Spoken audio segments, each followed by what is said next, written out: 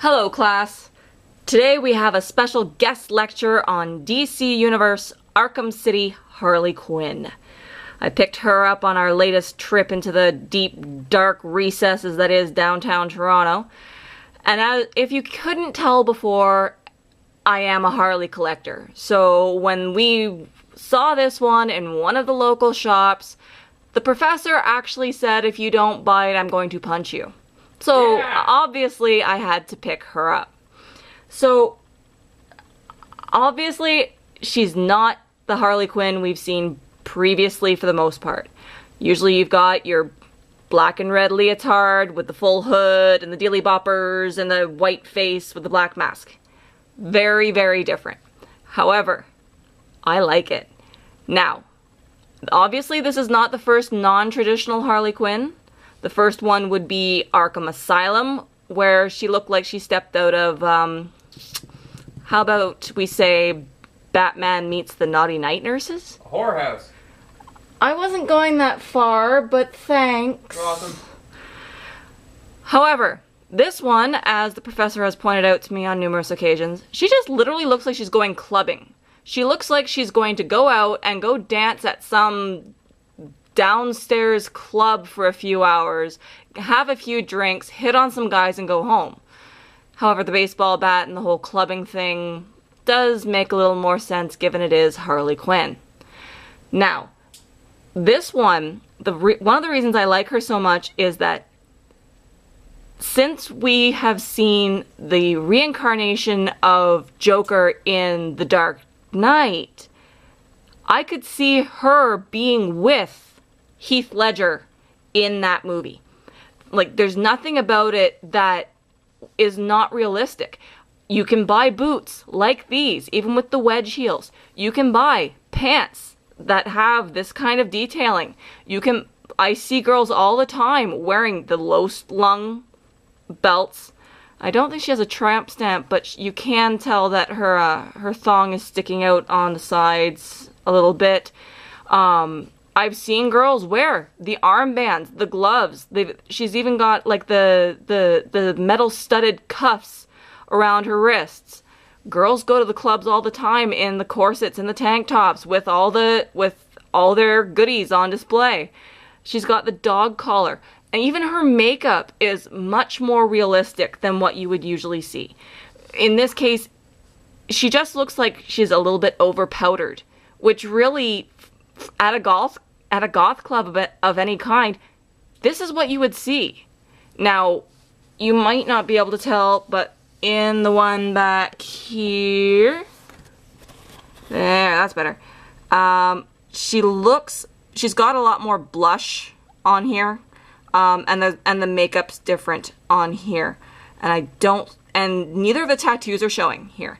The armband is gone and the hip tattoo are gone.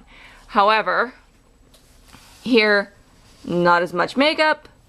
Down here, she's got a Joker tattoo and she's got playing cards around her arm.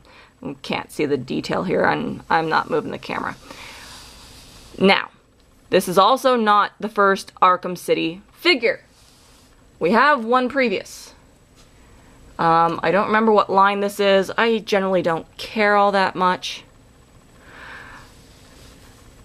Pretty much identical, right? The costume is all there. The tattoo, on this one they're colored. The tattoos on this one, both on the hip and on the armband, are colored in. This one, the paint job isn't quite as good on things like the hands. On this one you can see the details across her knuckles. You can see the details on the back of the hand. You don't have it here. The skin color, more realistic on this side. The makeup, a lot more matte. It looks like her face is pure white in this one. It just looks pale on this one. It's a nice difference. One other nice difference right down the middle, but I shouldn't comment on that too much. Yay! Shut up. Now, as to actual quality for this figure, I'm just gonna keep her in the periphery over here. I've got a few problems, and for the most part, the thing that drew me here was more articulation. And when you look at the poster back here, she's got the baseball bat over her shoulder here, and then down here they have it where she's got it suspended across her shoulders. Or the problem is, in trying to pose this figure like that, I couldn't get either of those poses. I got this. It's the best I could do. First, the one across the shoulders, she actually has it here behind her pigtails. The picture here, it's her pigtails have braced it against her head, and her hand doesn't actually open up enough to hold it on this side. And on this side, it's only resting against her head. In this case, you can see her pigtails are actually right beside her head, and they don't move. So you can't put it behind. It's just not designed that way. So it's really false advertising. As to the larger pose where she put it over her shoulder, it's not in her hand, and again, it's actually tucked behind one of these pigtails and then over the other. So it won't line up enough to do that.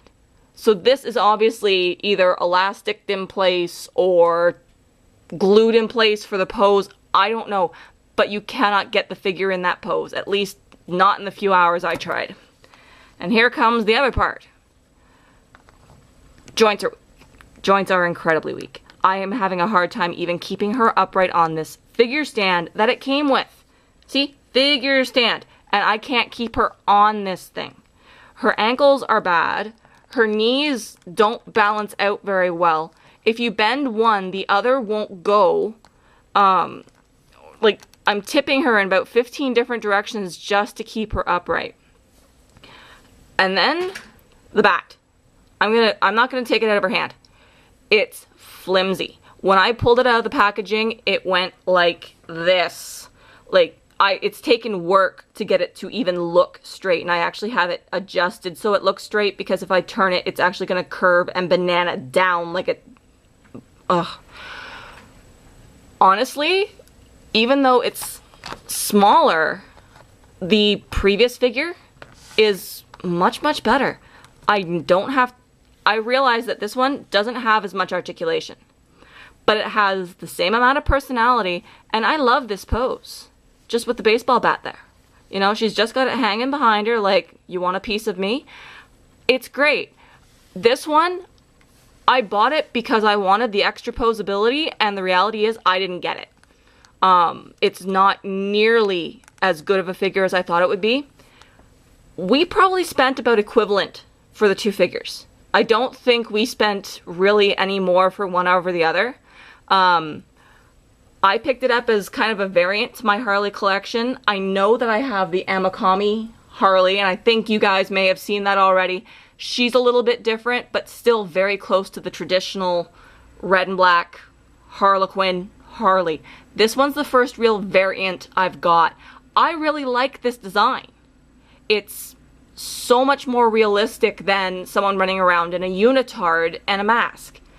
However, for this one, I wouldn't bother. I'm not even sure if I'm going to put it up with my collection, because really, I don't have a lot of space anymore. I must have probably close to 15 Harleys over there. And you know what? If she's not going to stand up, what's the freaking point? I'll leave this one up here, and they're identical, so I may as well do it that way. Now, the figure did come with one other thing. See if I can get her to stand long enough that I can grab it. Came with a poster. A poster of Harley basically looking like she's telling off bats. It's a really nice rendering. It's very CG-esque. I guess she's got a gun here. You can see it's a really long one. Maybe it's supposed to be the bang gun, but usually she either has the hammer, the bat, or a bazooka. So it's a little bit different, but she's also got two sets of cuffs here. And the figure, well, she does have two sets of cuffs on the left, so that's not too bad. For the poster, not worth it. If it comes down to it, I would not have bought this again knowing what I know now. So, obviously, I need to give it a grade.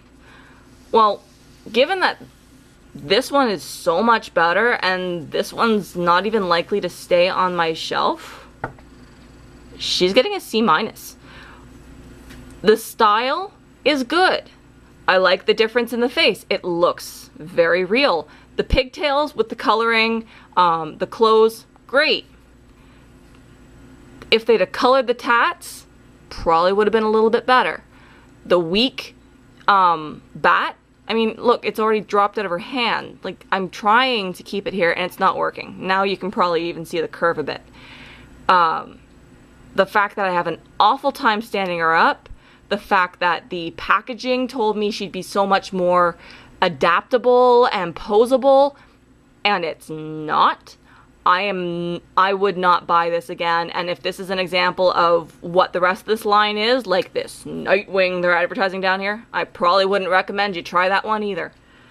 So, I'm gonna go and add this one back over to my shelf. I'm gonna put this one somewhere out of the way. And that has been DC Universe Arkham City Harley Quinn, class dismissed.